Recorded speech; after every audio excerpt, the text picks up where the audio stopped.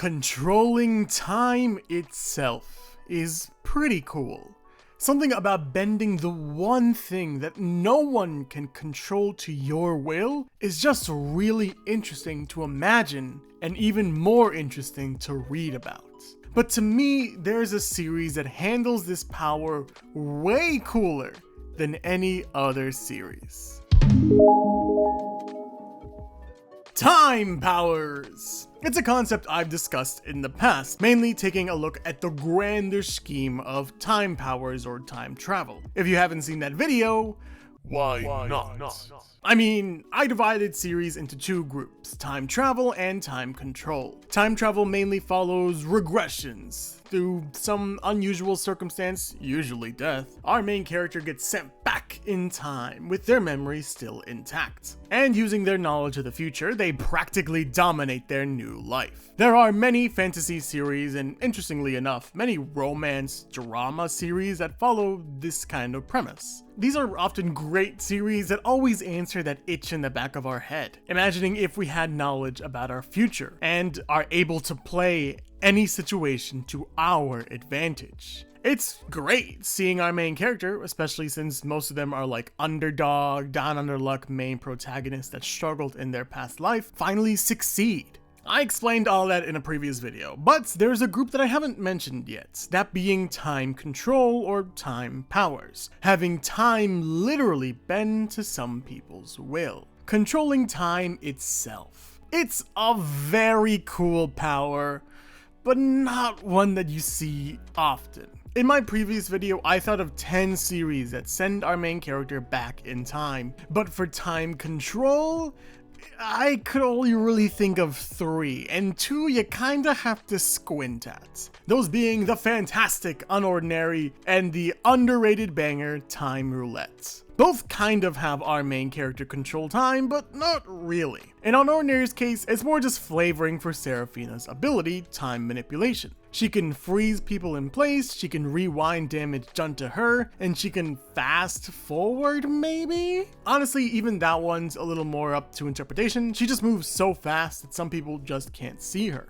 Now, the reason I don't necessarily consider Seraphina's ability as time powers is because she doesn't really control time itself. It's more just time relative to herself and individuals. She doesn't control time itself, if that makes sense. Meanwhile, Time Roulette is an interesting mixture of time powers and the whole regression thing I mentioned before, where our main character has a roulette thingy that can send them back in time. And when I say back in time, I mean back in time. The roulette sends him back decades, sometimes centuries back into the past, to complete quests to grant certain wishes for himself. If you've read Omniscient Reader, think of the hidden cinema dungeon, where the main characters have to go into movies to give them endings. Time Roulette sends our main character back to complete certain tasks, sending him back to historical Korean battles or to the French Revolution. It's honestly a really cool series, and I really like how they handle the consequence of him going back in time. But the thing is, he doesn't really control time.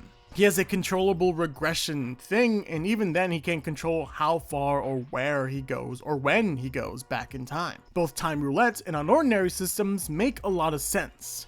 Having our characters control time is a super tricky line to walk.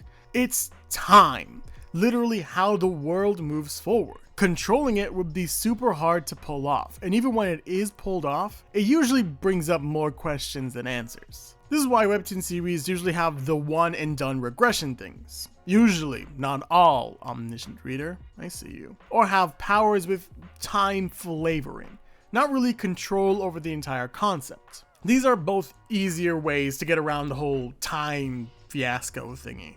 But observant people would have realized I said 3 series and I've only mentioned 2, which is where the series Hand Jumper comes into play. Honestly, I forgot how I got into the series. I think my Discord recommended it to me. But Hand Jumper, if you haven't heard, has a similar premise to many other series, but a different execution. Like many series before and after it, Hand Jumper follows a world filled with superpowered people. These people are called aberrants. However, unlike a lot of other series, these superpowered people are a little more rare. Only a few people have these powers. The idea is that there's this essence in every living creature, the energy of life. However, aberrants have an abundance of this essence, and because of it, they're able to manifest gifts using it. Aberrants are a massive threat to society, so to regulate them, the government created yearly tests for 10 to 18-year-olds, which is when their gift starts to manifest. If they pass, they get a peace card. If they fail, they get conscripted into the aberrant corps, fighting and using their ability on the side of good.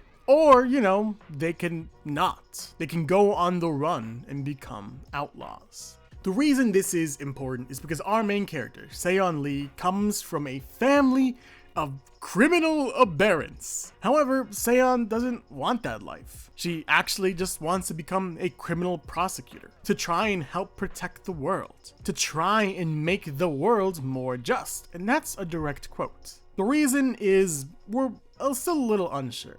Perhaps because she saw so many evil deeds so often, maybe to try and make up for the evil deeds committed by her family, but she wanted nothing more to be normal and help make the world a better place. But series like this really like irony. So of course, Seon isn't a normal person, and surprise surprise, she's tested positive and labeled as an aberrant, and conscripted into their corps.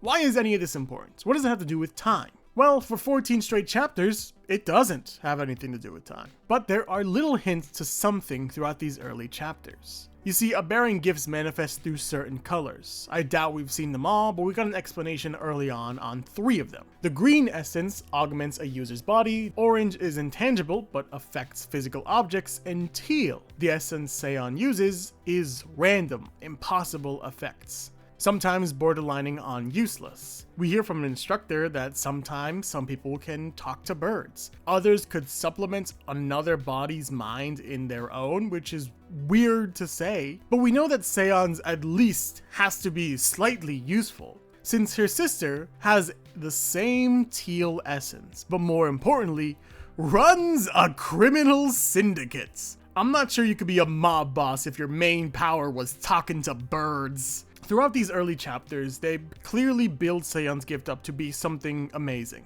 Then her teammate dies right in front of her. This is like a genuinely shocking moment. I remember reading this and having my jaw drop. Like, the series isn't afraid to get dark. The first moment of the series is a criminal prosecutor getting axed by a gang wearing animal heads. The instructors very clearly say that the fatality rate for new people joining the corps is 80%. But there's just something about watching someone from the main cast, someone we've been getting to know, get shot and killed right in front of Seon that's a lot. And I'm 100% sure Seon agrees, as the adrenaline and panic sets in, and as someone points a gun to her head, her gift finally activates and rewinds the death and the world. Later we find out that she can rewind time itself by 20 seconds with a snap of her fingers. Any damage, anything said or done, any movement, anything and everything that happens in those 20 seconds is undone. No one remembers it but her. Now, it's not true time control, as it takes 20 seconds for her to recharge her gift. So she can technically make a 20-second loop, but that's about it. Now, why does this series stand out so much? There are so many series that handle sending someone back through time, and while there aren't a ton of series that handle time control specifically, time itself isn't exactly uncommon, so why am I talking about this series specifically? I'll be honest, I read a ton of different Webtoon series, and most I never plan on making a video about. However, it's the most recent arc that made me absolutely adore this series, and Seon Lee specifically. In this newest arc, the new recruits, including Seon Lee and the girl who got killed, play a game of capture the flag with another group of new recruits. 3 rounds with 2 people from each group, where someone on each team needs to hold both flags, these colored batons. The biggest hidden element is the gifts. The other team doesn't know what the other team's gifts are. And this is where things start to get exciting. There are 3 rounds between these 9-ish episodes. The second match is an absolute bloodbath, but the first and the last matches are the ones that I wanted to talk about, because they revolve around Seon Lee and her ability. Since neither of the teams know the other team's powers, Seon Lee is basically the mastermind throughout this entire thing. It's about her strategically playing her opponents and her teammates perfectly to get the results she wants. It's less of a battle and more of a game of chess, as Seon Lee's big brain plays and 4D chess moves, purposely throwing the first match to figure out everyone's gift, to trick the other team into believing that one of Seon's teammates didn't know how to activate their gift, from asking one of her other team members to disarm their opponents, to rewinding time to dodge a punch and go absolutely insane on someone's face. These moments are honestly so hype because they show the potential of Seon as a cold, unfeeling master strategist. Even when stabbed through the stomach with a spear made of essence, she still gaslights her opponent into letting down their guard to snag their flag. The reason I love this is because it makes a lot of sense. The biggest problem with time control and time powers is that they often don't make a whole lot of sense. There's always some problems with it, but this series excels at making it make sense. There's this idea established early on that Seon needs rules to follow. She needs guidelines to function. And a lot of the series, after discovering her powers, is working out these rules and guidelines to figure out the most effective way to use her powers. When to create these time loops, when to take wins or losses, when to go absolutely wild on someone, when to hold back or when to cut someone's hand off. And what really helps this series is that Seon's powers don't make her invincible. She's still pretty weak.